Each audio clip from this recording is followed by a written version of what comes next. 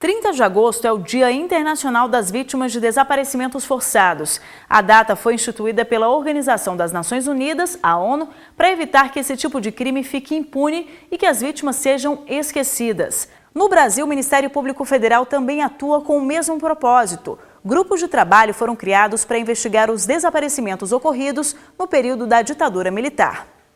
Maria Eliana é irmã de Antônio Teodoro de Castro, conhecido como Raul, vítima de perseguição pela ditadura militar no Brasil e desaparecido há 43 anos. Ela conta que ainda espera por justiça em relação ao executor pelo reconhecimento de uma sobrinha, além da localização dos restos mortais do irmão. A ossada a gente ainda procura, nem que seja uma falangezinha, para deixar enterrar dignamente, ter onde chorar a minha dor, botar uma flor quando tiver com saudade, acender uma vela porque eu acredito em Deus. E, como diz Guimarães Rosa, onde não se tem onde chorar a sua dor, nem tem o morto para você dizer absolutamente nada para ele, ele será encantado e vai ficar encantado para sempre. Onestino Guimarães também foi mais uma vítima do regime militar. Desaparecido há 41 anos, a família nem sequer sabe a causa da morte do ex-líder estudantil. Uma página em branco para os parentes e para a história do país. Para a gente gera um sentimento de incompletude, é um sentimento realmente de vazio e é muito difícil de lidar, com esse sentimento. Porque a partir do momento que a gente conhece a história dele, é como se a gente conhecesse a nossa própria história, Então, as páginas em branco na vida dele também são páginas em branco, de certa forma, na nossa vida. Isso talvez seja difícil traduzir, mas provavelmente aquelas pessoas que tenham desaparecido na sua família, seja ele político ou não, tem também esse sentimento, que é um sentimento bem complexo, assim. E a gente busca, na realidade, essas informações, mas compreendendo que é um direito não só da família, mas que são fatos históricos que compõem aí a memória, a história do nosso país. Então esse é um direito de todos os cidadãos, de todos os brasileiros. Casos como o de Raul e o de Onestino não podem ser esquecidos. Para chamar a atenção sobre o tema, a Organização das Nações Unidas, a ONU, declarou 30 de agosto como Dia Internacional das Vítimas de Desaparecimentos Forçados. O Ministério Público Federal também luta contra o esquecimento e, para isso, criou grupos de trabalho no âmbito da instituição. Um deles é o GT Memória e Verdade da Procuradoria Federal dos Direitos do Cidadão. O grupo atua para garantir o acesso à informação sobre a localização de restos mortais de desaparecidos. Também fornece elementos aos procuradores para promoverem a responsabilização civil dos acusados pelas violações cometidas na ditadura militar. A ideia é de que, quanto mais lembrarmos do que aconteceu, menos possibilidade esses eventos têm de ocorrer novamente.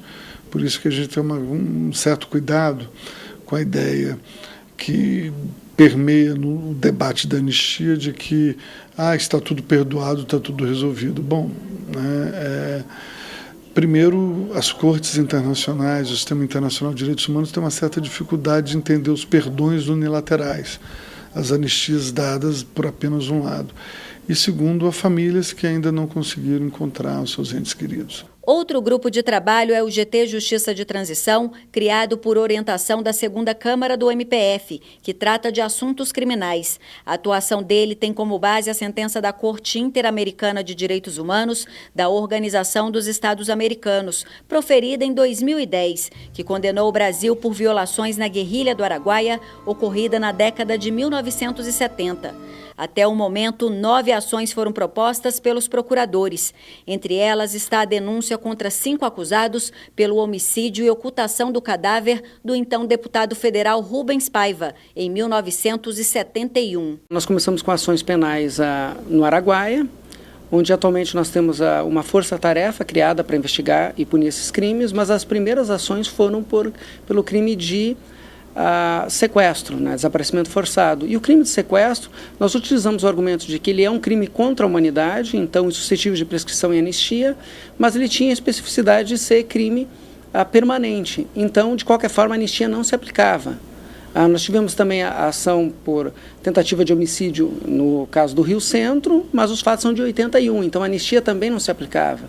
O caso do Rubens Paiva é em que, primeiro, necessariamente, o judiciário vai ter que enfrentar a tese do crime contra a humanidade como sendo imprescritível e suscetível de anistia, porque são fatos ocorridos na década de 70, crimes de homicídio não permanentes. Então, para possibilitar a sanção, é necessário afirmar que são crimes contra a humanidade imprescritíveis e suscetíveis de anistia. No final do ano passado, o esforço do grupo recebeu menção honrosa do Prêmio Inovare, que destaca as práticas inovadoras no sistema de justiça brasileiro, um sinal de reconhecimento à atuação do GT Justiça de Transição. A questão é a busca por justiça, efetivamente, ela não só com uma satisfação às vítimas, né, às vítimas e seus familiares que têm esse direito, mas uma satisfação a toda a sociedade, no sentido de que todos os crimes são passíveis de punição. Então, não é simplesmente pelo fato de que um grupo exerce o poder por determinado período de tempo, comete crimes com apoio desse poder estatal, que ele vai poder se auto-imunizar e ser livre de sanções. Então, um recado para toda a sociedade de que ela realmente está protegida pelas instituições estatais contra todos os tipos de crimes.